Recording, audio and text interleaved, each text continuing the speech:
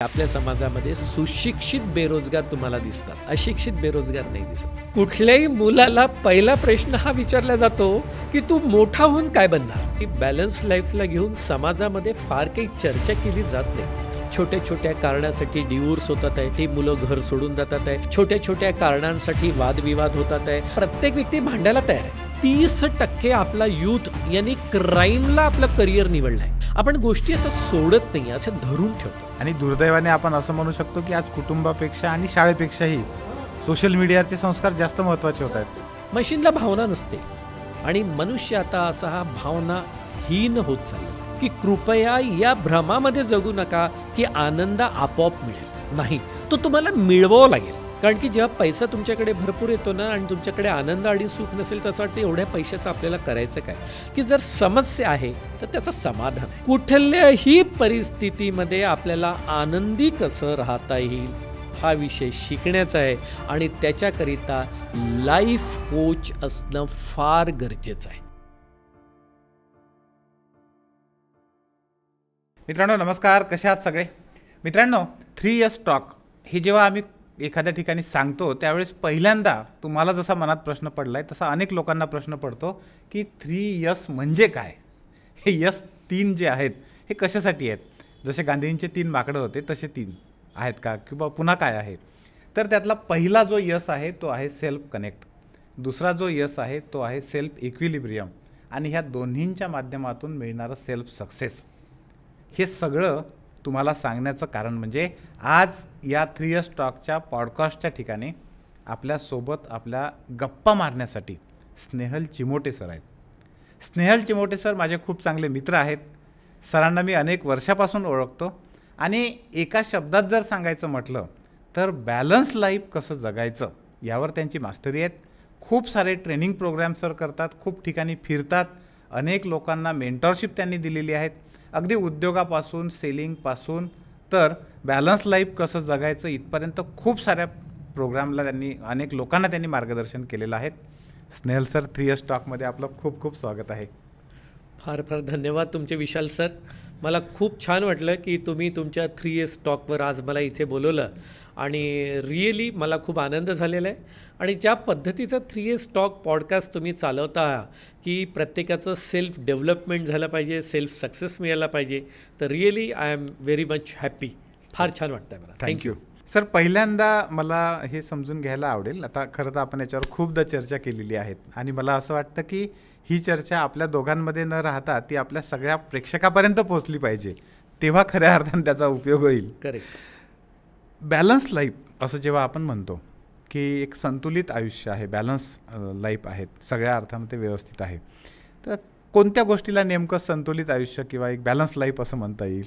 Sir हा विषय फार गंभीर आहे तसा, पण आपण असं बघितलेलं आहे की बॅलन्स लाईफला घेऊन समाजामध्ये फार काही चर्चा केली जात नाही. म्हणजे माझा 24 वर्षाचा हा जो याचा अनुभव राहिलेला आहे, तर मी असं बघितलं की बाळ जन्माला आल्यापासनं त्याच्यावर जे संस्कार केले जातात ते फक्त त्याच्या करिअरच्या रिलेटेड. अगदी अगदी. म्हणजे कुठल्याही मुलाला पहिला प्रश्न हा विचारला जातो की तू मोठा होऊन काय बनणार. म्हणजे त्याची चुणूक म्हणजे मुलगा जन्माला यायच्या आधी शाळा निवडली जाते. हा, शाळा निवडली जाते, त्याचं प्रोफेशन निवडलं जातं. बरोबर आहे. आणि आपल्या समाजामध्ये, आपल्या भारतीय संस्कृतीमध्ये मी असं म्हणेल की एक हा भ्रम आहे, हा एक बिलीफ तयार झालेला आहे की चांगलं करिअर मिळालं, चांगला पैसा मिळाला, चांगली नोकरी मिळाली की बाबा सगळं काही मिळालं. हा जो एक समज आहे ना सर, हा समज चुकीचा आहे. आणि हा मी म्हणत नाही, आपले अनेक प्रेक्षक आज आपल्या सोबत आहेत, त्यांना सुद्धा हा अनुभव आलेला असेल. जोपर्यंत करिअर मिळत नाही तोपर्यंत असं वाटतं की करिअरच सगळं काही आहे. आणि करिअर मिळाल्याच्या नंतर खरं लाईफ जे सुरू होतं आणि तिथे असंख्य चॅलेंजेस आपल्या लोकांना सामोरं जावं लागतं. बरोबर आहे. आणि विशाल सर, मला तुम्हाला सांगायला आवडतं की ते चॅलेंजेस खऱ्या अर्थाने ज्याला त्याच्या लाईफमध्ये फेस करावे लागतात ना, दुर्दैवाने त्याचं शिक्षण त्याला कधीच मिळालेलं नसतं. बरं. त्याच्या आयुष्यामध्ये पहिल्यांदा बायको येते, तो पहिल्यांदा नवरा होतो, तो पहिल्यांदा आईवडील ते होतात. बरोबर. आणि त्यांना आपल्या या सोसायटीमध्ये आई वडील म्हणून तुम्ही कसं मुलांना जपलं पाहिजे, किंवा एखादा मुलगा किंवा एखादी मुलगी तुमच्या आयुष्यात जेव्हा येते तेव्हा तिच्याबरोबर तर तुमचा बिहेवियर कसा असला पाहिजे, अशा अनेक गोष्टी आहेत ज्याला घेऊन एज्युकेशन कुठे दिसत नाही फारसं.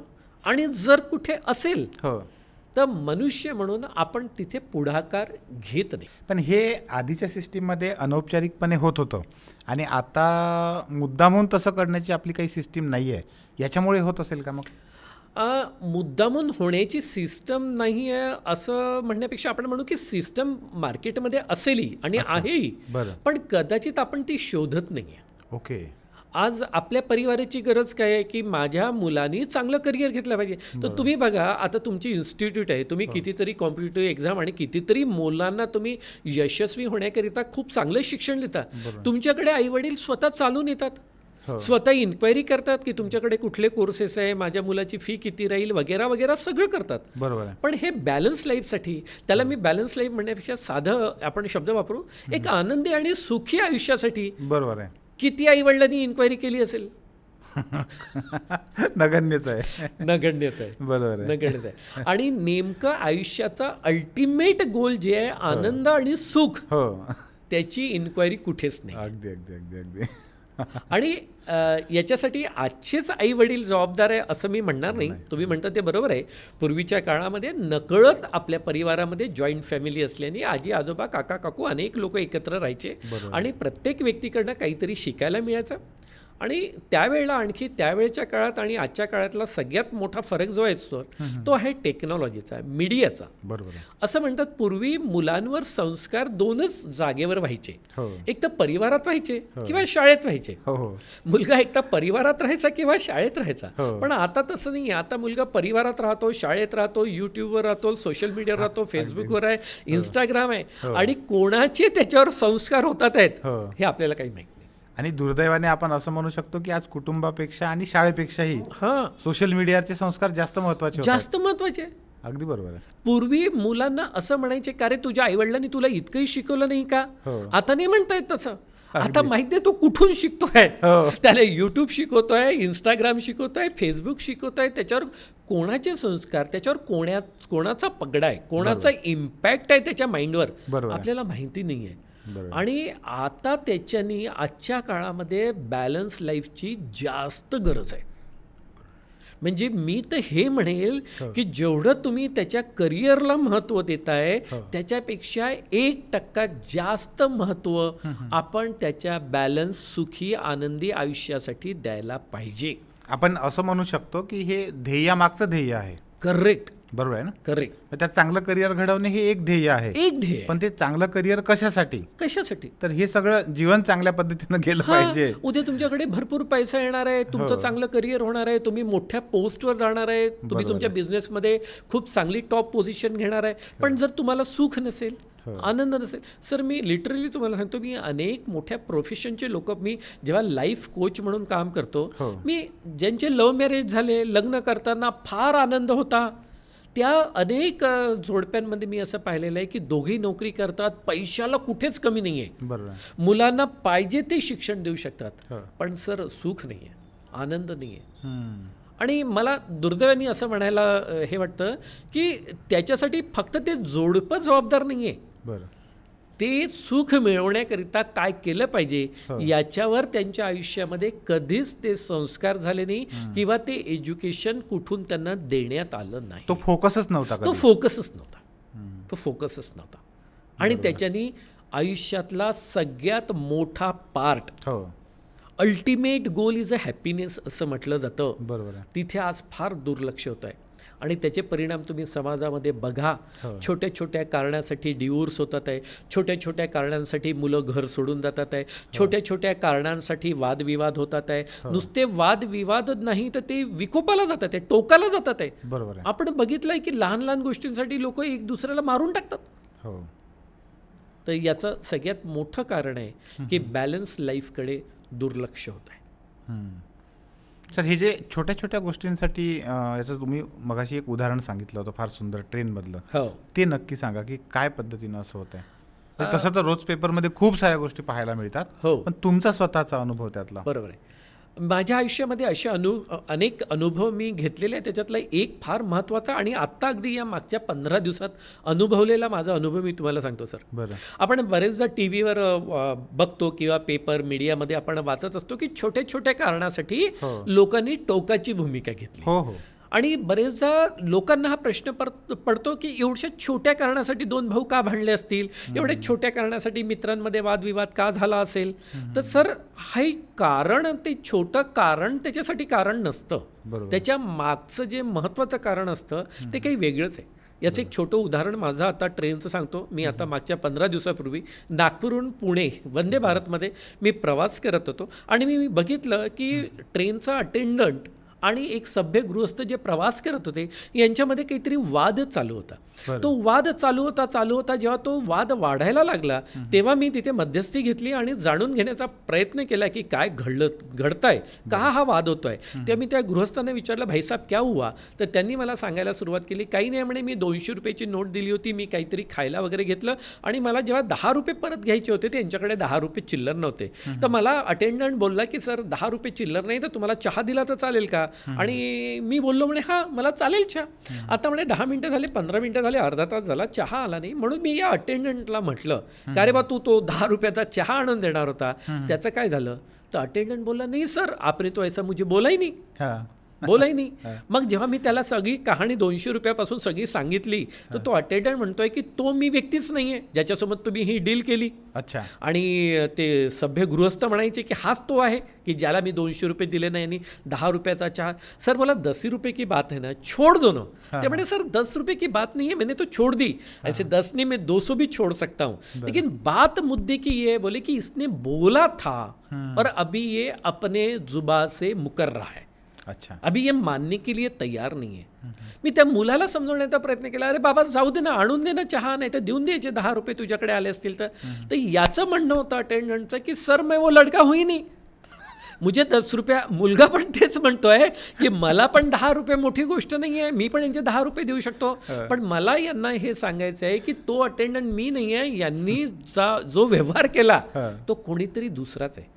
आणि विशाल सर त्या गोष्टीचं गांभीर्य आहे की काही वेळानंतर तो त्यांचा डिबेट इतका टोकाला पोचला की तो 20-22 वर्षाचा अटेंडंट इतका जिद्दीवर पेटला. अनेक लोक तिथे जमा झाले, त्याचे सुपरवायझर, त्याचे मॅनेजर आले आणि तो या विकोपापर्यंत तो गेला. तो म्हणे सर अगर मैं झूठ होऊंगा तो मैं चलती ट्रेन से जान दे दूंगा.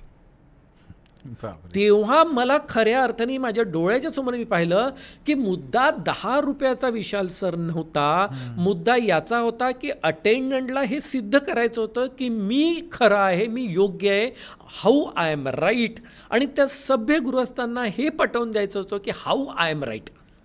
उद्या जर इथे काही विपरीत घटना घडली असती, सहज घडली असती आणि उद्या हेडलाईन झाली असती की 10 रुपये के लिए ये घटना घटी. सर ती गोष्ट 10 रुपयाची नव्हती.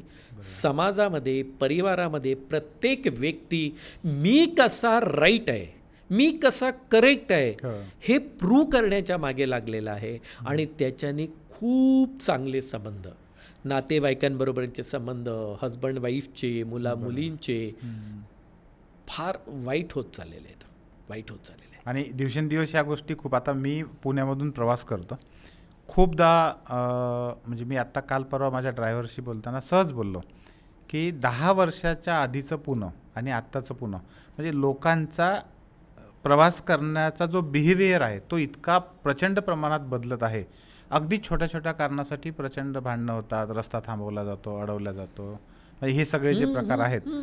आणि अचानक मध्ये येण्याचं जे प्रमाण आहे ते खूप जास्त प्रमाणात वाढलेलं आहे. आणि मी 10 वर्षाच्या आधी पण बघितलं आहे पुण्यामध्ये आणि आज पण बघतो आहे. तर आधी कोणी रस्त्यावर मध्ये यायचं असेल तर थांबून बघत होतं इकडे तिकडे कोणी येतं का. आता कोणीही मध्ये येणारा थांबून पाहतच नाही, तो डायरेक्ट आत येतो. आता तुम्ही पावसात बघा ना की रिक्षे कसे चालतात आहे, टू व्हीलर कसे चालतात आहे, कोणाच्या अंगावर पाणी उडत आहे, कोणाला काही परवा आणि प्रत्येक व्यक्ती भांडायला तयार आहे. बरोबर आहे. त्याला काही फरक पडायचा, तो तुमच्या गाडीच्या समोर येईल, तो काही कमी जास्त झाले की लगेच तुमच्या त्या गाडीच्या ग्लासला तो हे करेल की तुमको गाडी चलाना नाही आता की. म्हणजे आता ना आपला इग्नोरन्स जो आहे ना आपला तो फार कमी झालेला आहे. आपण गोष्टी आता सोडत नाही, असं धरून ठेवतो. धरून सर हे कशामुळे होत असेल पण? सर याचं बेसिक कारण जर मगाशी तुम्ही तो मुद्दा काढला होता की आपलं आता जनरेशन बदलत चाललं आहे. पूर्वी आपण एकत्र घराणं जे होतं आता आपण एकत्र राहत नाही आहे आणि मीडिया टेक्नॉलॉजी याचा फार प्रभाव होत चाललेला आहे आणि या प्रभावामध्ये आता खऱ्या अर्थाने या एज्युकेशनची खूप गरज आहे. तर तेवढंच आपण या बॅलन्स लाईफच्या सुखी आनंदी समाधानी जीवनापासून दूर होत चाललो आहे. जेव्हा की मार्केटमध्ये तेवढ्या स्पीडने अशा संस्था अशा एजन्सी आहेत जे शिकवायला तयार आहे. बरोबर आहे. पण मी बघितलं की लोक म्हणतात वो क्या सीखने की बात आहे. मुलांना कसं त्यांची परवरिश करायची, मुलांचं पालनपोषण कसं करायचं, तर पॅरेंट्स म्हणतात हे काही शिकावं लागतं. आमच्या आईवडिलांनी ते हे शिकलं नव्हतं. आणि प्रत्येक आईवडिलांना काय वाटतं की मी जे शिकवणार ते योग्यच आहे. बरोबर आहे. आणि याच्याने हा सगळा परिणाम होतो आहे. कुठेतरी आता आपल्या समाजाला इंटेन्शनली जाणीवपूर्वक म्हणजे मूल जन्माला येण्याच्या पूर्वीपासनं आईवडिलांनी याचे धडे घेण्याची गरज आहे. जर आपण आपल्या संस्कारापासनं संस्कृतीपासनं असं दूर दूर दूर दूर होत गेलो तर एक दिवस अशी येईल इथे मनुष्य नाही, तुम्हाला फक्त मशीनच दिसतील. मशीनला भावना नसते. बरोबर आहे. आणि मनुष्य आता असा हा भावनाहीन होत चाललेला आहे. हे खरं तर खूप शोकांतिक आहे, फार वाईट आहे, फार. पण ह्याच्यासाठी मग सर काय आपण ट्रेनिंग घ्यायला पाहिजे की काय करायला पाहिजे नेमकं? आता याच्यासाठी आम्ही लोक काय करतो, मी सुरुवातीला सेंट्रल गव्हर्नमेंटचा जॉब करत होतो. मी ऑर्नर्स फॅक्टरीमध्ये 19 वर्ष नोकरी केली. त्याच्यानंतर मी नोकरी सोडून मग सेल्समध्ये आलो. आणि सेल्समध्ये मी आलो तेव्हा मला या सगळ्या गोष्टी कळायला लागल्या. पूर्वी आम्हालाही पण हे सगळं काही माहिती नव्हतं. तर आता आम्ही काय करतो, जेव्हा मी लाईफ कोच म्हणून काम करतो तेव्हा मी माझे प्रयत्न करतो की मी माझ्या एवढ्या आयुष्यामध्ये जे शिकलो, विशाल सर मी या सगळ्या गोष्टी शिकण्यासाठी लाखो रुपये खर्च केले. जेव्हा मला कळलं की हे शिकावं लागेल, हे आपोआप होणारं नाही. बरोबर. जसं तुम्हाला एका प्रोफेशनमध्ये चांगलं करिअर करायला तुम्ही advocate, architect, doctor, engineer, CA काही व्हायचं असेल तर तुम्ही जसे लाखो रुपये खर्च करता, कितीतरी वर्ष त्याच्यावर देता, त्याचं पर्टिक्युलर एज्युकेशन घेता, मेंटरिंगशिप घेता आणि तेव्हा त्या करिअरमध्ये तुम्ही चांगलं प्रोफेशनमध्ये तुम्ही पोहोचता. तसंच याच्याकरिता आम्ही लोक देखील याचं प्रमोशन करतो. मी आज आपल्या या पॉडकास्ट तुमच्या 3S टॉकच्या माध्यमातून आपल्या सगळ्या ऑडियन्सला हे सांगू इच्छितो की तुम्ही हे जाणीवपूर्वक म्हणजे शोधा की कोण व्यक्ती आहे. प्लीज, म्हणजे माझी सगळ्यांना ही रिक्वेस्ट आहे, हात जोडून विनंती आहे की कृपया या भ्रमामध्ये जगू नका की आनंद आपोआप मिळेल. बरोबर नाही, तो तुम्हाला मिळवावा लागेल. आणि तो मिळवणं ही कला आहे आणि ती कला शिकावी लागेल. त्याच्याकरता मार्केटमध्ये आमच्यासारखे अनेक लोक आहेत जे हे प्रोव्हाइड करायला तयार आहेत, हे द्यायला तयार आहेत. आणि सर साधं आपल्या म्हणजे पूर्वजांनी आणि महान लोकांनी हे म्हटलेलं आहे की जर समस्या आहे तर त्याचं समाधान आहे. फक्त एवढंच आहे की ते समाधान तुमच्याकडे जर नसेल तर ते आणखी कुठेतरी आहे. फक्त तिथवर पोहोचता आलं पाहिजे. सर लाईफ कोच जेव्हा आपण म्हणतो तेव्हा ती कन्सेप्ट कशी आहे? म्हणजे अनेक लोकांना, इवन मला सुद्धा असलो अजूनपणे पूर्णपणे ही कन्सेप्टच माहीत नाही की लाईफ कोच म्हणजे नेमकं काय. तुम्ही बघा की मुलाला जेव्हा तुम्हाला एक चांगलं स्कोरिंग द्यायचं असतं तेव्हा तुम्ही 7व्या वर्गापासून 8व्या वर्गापासून त्याच्यासाठी एक मेंटर शोधता, एक ट्यूटर म्हणतो आपण त्याला. बरोबर. की त्याला आपण एका शिक्षकाच्या हवाले करतो, एका इन्स्टिट्यूशनच्या हवाले करतो आणि त्याला म्हणतो आता 8वी 9वी 10वी तू इथेच कर. बरोबर. आणि तिथे मग त्याच्या विषयाला घेऊन ते इन्स्टिट्यूशन, ती अकॅडमी प्रॉपर त्याला एज्युकेट करते. बरोबर. जसं आपण आजारी पडतो तर आपण 1-2 प्रयत्न घरी करतो, ताप आला पॅरासिटामॉल आपण घेऊन बघू. पण जेव्हा तुम्ही बघता की 3 दिवस झाले ताप बरा होत नाही आहे तर तुम्ही पर्टिक्युलर डॉक्टरकडे जाता. जेव्हा आपल्या आयुष्यामध्ये लिगल प्रॉब्लेम होतात तेव्हा आपण पर्टिक्युलर लिगल ॲडवायझरकडे जातो. फायनान्शियल प्रॉब्लेम होतात तेव्हा तुम्ही तुमच्या CA कडे जाता. कारण तिथे तुम्हाला याची जाणीव आहे की याचा जाणकार मी नाही आहे. बरोबर. याच्यासाठी मला ॲडव्होकेट, डॉक्टर, CAच मला मदत करणार, तज्ञ लागणार आहे. तुम्हाला घर बांधायचं आहे, तुम्हाला एक चांगला आर्किटेक्ट हवा आहे, एक चांगला इंजिनियर हवा आहे. सर तसंच आपलं आयुष्य आपल्याला डिझाईन करायचं आहे. हॅप्पी आयुष्य जर तुम्हाला डिझाईन करायचं आहे तसंच या जीवनाला देखील एका कोचची गरज आहे, एका एक्सपर्टची गरज आहे. बरं. फक्त याच्यामध्ये एक गोष्ट आहे की मला माझ्यासारख्या आपल्या अनेक लोकांना पहिले हे मान्य करता आलं पाहिजे की मी माझ्या जीवनाला पाहिजे तसं डिझाईन नाही करू शकत, मला त्याच्यासाठी एका एक्सपर्ट आर्किटेक्टची गरज आहे. जसं आपण घर बांधतो. करेक्ट. बरोबर आहे. तुम्ही घर बांधता, तुम्हाला आर्किटेक्ट पाहिजे, त्याची फी देता, तुम्ही एक चांगला इंजिनियर निवडता, घर बांधल्याच्या नंतर चांगला इंटिरियर डिझायनर आणता. तुम्हाला माहिती आहे हे झुंबर इथे लावलं पाहिजे, ते POP तिथे केलं पाहिजे, तुम्हाला माहिती आहे काय गोष्टी, पण तरी तुम्ही एक प्रोफेशनल आर्किटेक्ट इंटिरियर डिझायनर जेव्हा निवडता की नाही, तसंच आपल्या या आयुष्याचं तुम्हाला इंटेरियर करायचं आहे. या आयुष्यामध्ये जर तुम्हाला आनंद हवा आहे, सर तुमचं प्रोफेशन चांगलं असेल तरीच फार चांगलं, वाईट असेल तरी चांगलं, पैसा खूप असेल तरी चांगलं, नसेल तरी चांगलं, कुठल्याही परिस्थितीमध्ये आपल्याला आनंदी कसं राहता येईल हा विषय शिकण्याचा आहे. आणि त्याच्याकरिता लाईफ कोच असणं फार गरजेचं आहे, खूप महत्त्वाचं आहे. बरोबर आहे. सर आपण पाहतो जे रोजचा पेपर उघडला की अनेक साऱ्या गोष्टी आहेत की ज्या दिसतात की अगदी म्हणजे गुन्ह्यांचं प्रमाण जे आहे ते खूप जास्त वाढत आहे. म्हणजे विनयभंगापासून, छेड काढण्यापासून, बलात्कारापासून, खून करण्यापर्यंत, तर अगदी सायबर क्राईमच्या घटनांपासून खूप साऱ्या असे म्हणजे गुन्ह्यांचं प्रमाण प्रचंड वाढत आहे असं वाटते आहे.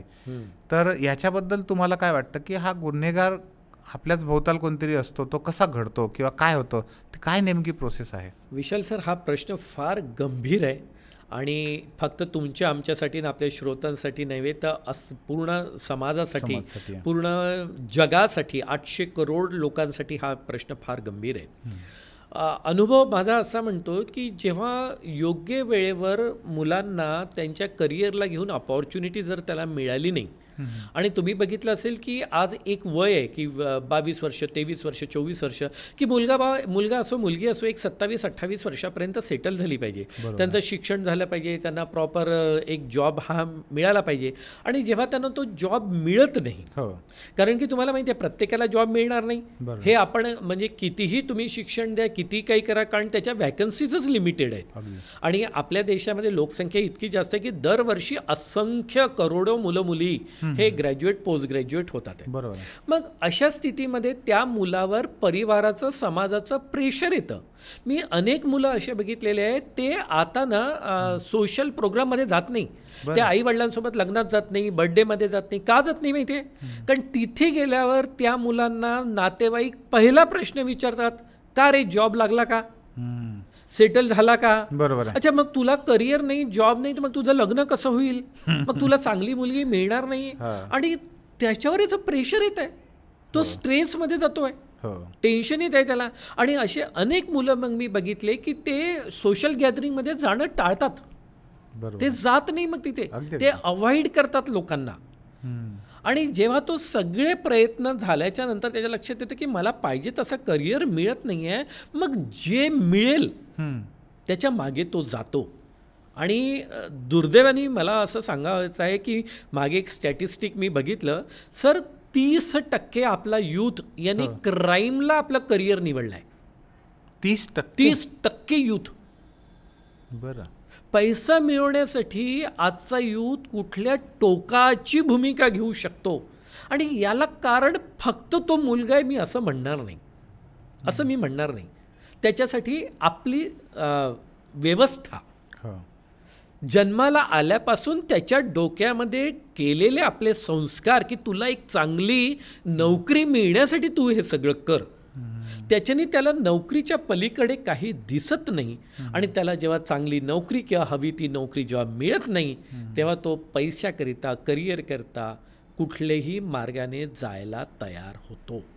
आणि याच्यामुळे वाईट सवयींच्या आहारी जाणं, क्राईम एक्सेप्ट करणं, छोट्या मोठ्या वाईट गोष्टींमध्ये त्यांना नॉर्मल वाटतं. होय, नॉर्मल वाटतं, उसमें काय म्हणतात, उसमें काय. म्हणजे काही गोष्टी अशा आहेत की ज्या आपल्याला इथे बोलता येणार नाही, पण आजचा यूथ त्या क्षेत्रामध्ये पदार्पण करतो आणि तो म्हणतो उसमें काय, नॉर्मल आहे, इतकं त्यांना ते सहज वाटायला लागतं. सहज वाटायला लागतं. तर कुठेतरी आपल्याला याला कंट्रोल आणि याला सुरुवातीपासूनच तसं आता बघा ना सर, आम्ही सेल्समध्ये बऱ्याचदा लोकांना म्हणतो की सेल्समध्ये यायला पाहिजे. आजचा यूथ सेल्समध्ये यायला तयार नाही, इन्शुरन्स विकायला तयार नाही, रिअल इस्टेटमध्ये जायला तयार नाही, तो MR बनायला तयार नाही. म्हणजे जिथे काही विकावं लागतं तिथे तो म्हणतो नाही, मला 10,000ची 8,000ची नोकरी मिळाली तर मी बॅक ऑफिसमध्ये काम करेल, पण मला ते विकायला नका सांगू. सेल्समध्ये ही मानसिकता कशामुळे होत असेल सर? कारण त्यांनी ही मानसिकता होण्याचं पहिलं कारण की सेल्समध्ये तुला जावं लागेल हे त्याला लहानपणापासून कधी सांगितलंच नाही आपण. ओके. जे आपण म्हणजे ते म्हणतात ना, जे तुम्ही लावाल तेच उगेल, जे पिकवाल तेच उगेल, तेच तुम्ही पीक घ्याल, तर तेच झालेलं आहे. त्याच्या career is equal to job ही संकल्पना, त्याच्या हे समीकरण पक्क त्याच्या डोक्यामध्ये टाकलेलं आहे. करिअर म्हणजे फक्त आणि फक्त जॉब असतो, सरकारी नोकरी असते, MNCमध्ये नोकरी म्हणजेच करिअर असतं. त्याच्याने त्याला करिअरला घेऊन दुसरे ऑप्शन जेव्हा त्याच्या डोळ्यासमोर येतात तेव्हा त्याला ते डायजेस्ट होत नाही, तो एक्सेप्ट करत नाही. बरोबर. जेव्हा की आज सेल्समध्ये तुम्ही बघा ना, इन्शुरन्समध्ये किती मुलं घेतले जाऊ शकतात? असंख्य आहेत. हो, कारण तिथे सॅलरी द्यावी लागत नाही, तिथे कमिशन बेस असतं. आणि अनेक लोकांनी सर बघा इतके सुंदर करिअर घडवलं आहे लोकांनी, इन्शुरन्समध्ये, रिअल इस्टेटमध्ये, सेल्समध्ये चांगले चांगले करिअर घडवले. पण आजचा यूथ यायला तयार नाही आहे, तयार नाही. तर कुठेतरी आई वडील म्हणून, पॅरेंट्स म्हणून आपण लोकांनी, आणि मी ते हे म्हणेल की आता काय होतं सर, या यूथला जेव्हा तो 20 वर्षाचा 25 वर्षाचा होतो ना, तेव्हा त्याला आपण हे शहाणपण सांगायला सुरुवात करतो. जेव्हा की बायोलॉजिकल सायन्स आपलं असं म्हणतं की एखादा मुलगा मुलगी वयाच्या 14-15 वर्षापर्यंतच तो मेंटली पूर्ण तयार होऊन जातो. त्याच्यानंतर तुम्ही त्याला बदलवू शकत नाही. ओके. म्हणजे या गोष्टी जेव्हा त्याला सांगायला पाहिजे होत्या तेव्हा आपण त्याला सांगितल्या नाही, आणि जेव्हा तो आपल्याला वाटायला लागतं की आता समजूतदार झाला, आता सांगायला पाहिजे, तेव्हा त्याचं ते ब्रेन एक्सेप्ट करायला तयार नाही. कारण ते मडकं तयार झालं सर. बरोबर. आता एक तर ते तुटेल, फुटेल, पण त्याला तुम्ही आता नवीन आकार नाही देता येणार. बरोबर. सर मग अशा वेळेस आता उपाय काय? उपाय आहे, मी जसं मगाशी तुम्हाला म्हटलं, जर या युनिवर्समध्ये समस्या आहे तर त्याचं समाधान देखील आहे. याचं एक समाधान म्हणून मी तुम्हाला सांगतो की आपल्या देशामध्ये करप्शनसुद्धा आपण बरेचदा प्रत्येक क्षेत्रामध्ये करप्शन पाहिलेलं आहे. आता करप्शन करू नका असं तुम्ही कितीही धडे द्या, मोटिवेट करा ते लोकांना, त्याच्यानी फरक पडत नाही. पण मला तुम्हाला सांगायला आवडतं की आपल्या सिस्टमनीच, म्हणजे आता मी तुम्हाला सांगतो, आपल्या गव्हर्नमेंटने काही गोष्टी आता अशा केल्या की जिथे सरकारी संस्थांना करप्शन करायला जागा नाही ठेवली, ते त्याला मिनिमाइज करून टाकलं. फॉर एक्झाम्पल, आता RTOमध्ये आपण जातो आणि बऱ्याच गोष्टी होतात, आपल्याला चालान केलं जातं. पूर्वी कसं होतं, सगळ्या गोष्टी कॅश व्हायच्या. आता तसं होत नाही. आता त्यांच्याकडे मशीन आहे, आता त्यांच्याकडे कॅमेरे आहे, ते फोटो काढणार, पाठवणार. म्हणजे पूर्वी जे कॅश ट्रान्झॅक्शन रस्त्यावर व्हायचं, आता ते सगळं बंद करून टाकलं. म्हणजे काय झालं की सरकारने तुम्हाला मोटिवेट करण्यापेक्षा की तुम्ही हे करू नका, ते करू नका, हे वाईट आहे हे सांगण्यापेक्षा त्यांनी काय केलं, ते त्याच्यानी जे करप्शन होतं त्या सिस्टमलाच कमी करण्याचा प्रयत्न केला. संधी कमी केली, करप्शनच्या चान्सेस कमी करून टाकले. त्याच पद्धतीने आता अत्यंत ही गरज आहे आपल्याला की आता आपल्याला आपल्या मुलांना करिअर म्हणून अनेक ऑप्शन त्यांच्या पुढे उपलब्ध करून द्यावे लागतील. आणि ते तो 20, 22, 25 वर्षाचा झाल्यावर नव्हे, तो जन्माला यायच्या आधीपासनं त्याच्यावर संस्कारच तसे व्हायला पाहिजे. मी तर म्हणेल अकॅडमिक आपल्या सिलेबसमध्ये एक lesson other businesses, other career ऑप्शनला सुरुवातीपासून असला पाहिजे. की हे जे तुम्ही एज्युकेशन घेताय, जे तुम्ही ग्रॅज्युएट, पोस्ट ग्रॅज्युएट वगैरे वगैरे करताय, याचा उपयोग तुम्ही फक्त नोकरीसाठी नव्हे तर तुम्ही तुमच्या अनेक गोष्टीसाठी करू शकता. तुम्ही बिझनेस करू शकता, तुम्ही सेल्समध्ये जाऊ शकता, तुम्ही रिसर्च करू शकता, तुम्ही अमका करू शकता, ढमका करू शकता. आणि हे सुरुवातीपासून जर त्याच्यावर संस्कार होतील, त्याच्या ब्रेनमध्ये ते सॉफ्टवेअर त्या पद्धतीने जर आपण टाकलं, तर मला असं वाटतं जेव्हा तो करिअरच्या उंबरठ्यावर उभा होईल 20, 22, 25 वर्षावर, तेव्हा त्याच्या पुढे करिअरला घेऊन अनेक ऑप्शन असतील. अनेक ऑप्शन असतील. तो ओपन माइंड राहील. Open mind. आणि महत्त्वाचं आपल्याला सर त्याचं कौशल्य पण वाढवावं लागेल. कौशल्य त्याचं वाढवावं लागेल. आणि एक गोष्ट अतिशय महत्त्वाची अल्बर्ट आइन्स्टाईननी खूप चांगली सांगितली आहे सर.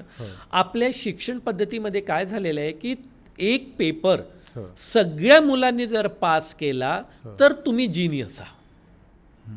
समजा त्याच्यात काही मुलं फेल झाले तर त्या मुलाकडे समाज आणि आईवडील नातेवाईक असे पाहतात की तू आता काहीच कामाचं नाही आहे. तर अल्बर्ट आइन्स्टाईन याच्यामध्ये असं म्हणतात की बा मासोळी आहे, कुत्रा आहे, हत्ती आहे, अशा 2-4 प्राण्यांना तुम्ही तिथे परीक्षेसाठी आणलं आणि त्यांना म्हटलं की या झाडावर जो चढेल तो पास. आता मासोळी म्हणते की मला झाडावर जर चढता नाही आलं तर मी ते इडियट आहे, मी या जगात येऊन काय करू मग. बरोबर. हत्तीला असं वाटतं की माझं एवढं मोठं शरीर काहीच कामाचं नाही कारण की मला झाडावर चढता येत नाही. तर काय खरोखर तुम्हाला असं वाटतं हत्ती काहीच कामाचं नाही आहे, मासोळी काहीच कामाची नाही? अरे त्यांचं टॅलेंट वेगळं आहे, त्यांचं टॅलेंट वेगळं आहे, प्रत्येकाचं टॅलेंट वेगळं आहे. आणि आधी असे तुम्ही परत आपल्या पूर्ण जगामध्ये तुम्ही बघा जेवढे मोठे लोक झाले आहेत ज्यांनी फायनान्शियली मोठं एम्पायर उभं केलेलं आहे, बरोबर आहे, ते बहुतांशी स्कूल ड्रॉप स्टुडंट होते ज्यांनी मोठे रिसर्च केलेले आहेत. म्हणून एक गोष्ट आणखी सांगेल की आपल्या समाजामध्ये सुशिक्षित बेरोजगार तुम्हाला दिसतात, अशिक्षित बेरोजगार नाही दिसत. त्याचं कारण आहे सुशिक्षित झाल्यावर तो त्याला जो जॉब पाहिजे तो मिळाला तरच तो करतो, नाही तर तो करत नाही. आणि अशिक्षित म्हणतो मेरे को तो कुछ भी चलता, मैं तो रिक्शा भी चला सकता, मैं तो पंचर भी बना सकता, मैं तो भेलपुरी भी बेच सकता, आणि तो कुठूनही आपल्या करिअरची सुरुवात करतो. अगदी बरोबर आहे. फार महत्त्वाचं तथ्य तुम्ही मांडलं सर. आता तुम्ही म्हणता ह्या सगळ्या गोष्टी जर एखाद्यामध्ये आल्या पाहिजे तर साधारणतः कुठले प्रोग्राम्स एखाद्यानं ते केले पाहिजे? तर याच्यामध्ये काय आहे की आपल्याला माहिती झालं आहे आता की सगळ्यात महत्त्वाचा मुद्दा हा आहे की आपल्या मुलांना आपल्याला खुश पाहायचं आहे, आनंदी पाहायचं आहे, सुखी पाहायचं आहे. कारण की जेव्हा पैसा तुमच्याकडे भरपूर येतो ना आणि तुमच्याकडे आनंद आणि सुख नसेल तर असं वाटतं एवढ्या पैशाचं आपल्याला करायचं काय. तर सगळ्यात महत्त्वाचा आज आपल्या सोसायटीने, आपल्या समाजाने सुखासाठी, आनंदासाठी जे वर्ग मार्केटमध्ये, सोसायटीमध्ये चालवले जातात ते जाणून बुजून त्याची जर फी असेल तर ती फी देऊन ते अटेंड करायला पाहिजे. त्यातल्या त्यात सगळ्यात महत्त्वाचं पॅरेंटिंगचे प्रोग्राम पॅरेंटनी आवर्जून अटेंड करायला पाहिजे. आम्ही बघितलं पॅरेंटिंगचा प्रोग्राम म्हटलं ना की पॅरेंट्स येत नाही. जसं मी मगाशी बोललो की काय गरज आहे बाबा शिकायची, हा काही शिकण्याचा विषय आहे का असं वाटतं, पण नाही, पण ते फार गरजेचं आहे आजच्या काळामध्ये जास्त गरजेचं आहे. कारण आता आपल्या मुलांवर आपला एकट्याचा कंट्रोल राहिलेला नाही, टेक्नॉलॉजी आणि सोशल मीडियानी त्याला आपल्या पूर्ण कंट्रोलमध्ये घेतलेलं आहे, तेव्हा याची गरज आहे. त्याच्यानंतर मुलांना लहानपणापासून ॲकॅडमिकमध्ये आता गव्हर्नमेंट केव्हा काय करेल आपल्या हातात नाही आहे, पण ॲज ए पॅरेंट आपली जबाबदारी की मुलांना आपण जसे बाकी स्पोर्ट्सचं काहीतरी क्लास लावतो, त्याला काहीतरी हॉबीचा लावतो, तबला शिक, गाणं शिक, बॅडमिंटनला जा, फुटबॉल शिक, तर असंच त्याला संस्काराची क्लास लावला पाहिजे आपले जाणून बुजून. आणि हा केव्हापासून लावला पाहिजे? नर्सरीपासून लावला पाहिजे. मुलांना 14-15 वर्षाचा होण्याची वाट नका पाहू, त्याच्यानंतर त्याच्या डोक्यात जाणार नाही ते, बरोबर, आधीपासून त्याला ते द्यायला पाहिजे. त्याच्यानंतर आपली प्रॉडक्टिव्हिटी आपल्याला वाढवता आली पाहिजे. आज काय झालेलं आहे की आपले सुख साधन इतके वाढलेले आहेत की माणूस दिवसेंदिवस हा थोडासा आळशी होत चाललेला आहे. आपली प्रॉडक्टिव्हिटी असं म्हणतात की जेवढं मी आज काम करू शकतो ना याच्यापेक्षा 10 पट माझी कॅपॅसिटी आहे, बरोबर, मी ते करू शकतो. पण ते करण्याकरिता माझी प्रॉडक्टिव्हिटी वाढवण्याकरिता मी काय केलं पाहिजे मला माहिती नाही आहे. तर प्रॉडक्टिव्हिटी मल्टिप्लायर, प्रॉडक्टिव्हिटी एनहान्सरचे प्रोग्राम्स आहेत. सर वस्तूची प्रॉडक्टिव्हिटी वाढवणं फार सोपं आहे. तुम्ही तुमच्या कारची प्रॉडक्टिव्हिटी वाढवू शकता. इंजिन मस्त सर्व्हिसिंग करा, ऑइल बदला, ती स्मूथ होऊन जाईल. मोबाईल तुम्ही फॉर्मॅट करा, लॅपटॉप फॉर्मॅट करा, नवीन सॉफ्टवेअर टाका, त्याची प्रॉडक्टिव्हिटी वाढेल. माणसाची कशी वाढेल? माणसाचं कोणतं सॉफ्टवेअर बदलायचं? बरोबर, माणसाची प्रॉडक्टिव्हिटी वाढली तो सगळ्या मशीनची प्रॉडक्टिव्हिटी वाढवू शकतो. म्हणून आज आपल्याला आपली प्रॉडक्टिव्हिटी, तुम्ही बिझनेसमॅन आहे, तुम्ही जे काही करता, तुम्ही तुमचा बिझनेस आहे, तुमचे क्लासेस आहे, तुम्ही हाऊस कीपिंग करता, तुम्ही व्हॉट एव्हर, तुम्ही होम मेकर आहे, तुम्ही स्टुडंट आहे, तुम्ही काही आहे, तुम्ही मनुष्य आहे, तुम्ही जिवंत आहे. तर मला असं वाटतं की आपण प्रत्येकाने आपली प्रॉडक्टिव्हिटी वाढवण्यावर आपण काम करायला पाहिजे, फोकस दिला पाहिजे. फक्त मुलांना असं म्हणायचं तू हा अपराध करू नको, तू तो गुन्हा करू नको. मी कुठेतरी असं वाचलंय सर की आपला हा मेंदू मागच्या 5000 वर्षापासून तयार होत आलेला आहे. आज जर आपल्या हातून एखादी दुर्घटना जेव्हा घडते जी समाजासाठी वाईट कृत्य आहे ते, तेव्हा आपण फक्त त्या इंडिव्हिज्युअललाच रिस्पॉन्सिबल पकडतो की तू हे असं केलं. कोणी हा विचार करायला तयारच नाही आहे की हे त्याच्याकडनं कोणी करून घेतलं. बरोबर. त्याच्या मेंदूमध्ये असे ते कुठले विचार होते की ज्यांनी हे करायला त्याला भाग पाडलं. सर तिथे जाऊन काम करायची गरज आहे. नुसतं शरीरावर काम करून चालणार नाही. आणि आज आपण जर हे करायला सुरुवात केली तर निश्चित काही वर्ष, म्हणजे आज जर झाडं लावू तर आपल्याला जरी त्याचे फळं नाही मिळाले पण आपली पुढली पिढी नक्कीच त्याचे चांगले फळं त्यांना करू शकेल. खरं तर आजच्या पॉडकास्टचं जे शीर्षक आहे ते ध्येयामागील ध्येय असं ठेवायला पाहिजे. छान. आपण हे सगळं करतो पण याच्या मागचं ध्येय काय आहे आणि ते कसं मिळवायचं, करेक्ट, हे आजच्या पॉडकास्टमध्ये तुम्ही खूप सुंदर पद्धतीने सांगितलं. 3S टॉक पॉडकास्ट मार्फत आपले खूप खूप आभार. धन्यवाद सर. फार फार तुम्ही मला इथे बोलवलं आणि खूप चांगल्या पद्धतीने चांगले प्रश्न विचारून आपण आज आपल्या श्रोत्यांना एक चांगला महत्त्वाचा संदेश इथून देऊ शकलो. तर मी आपल्या श्रोत्यांचे आणि 3S टॉकचा विशाल सरांचा स्पेशली खूप खूप आभार आहे. तुमच्या सगळ्या स्टाफचा खूप आभारी आहे. थँक्यू.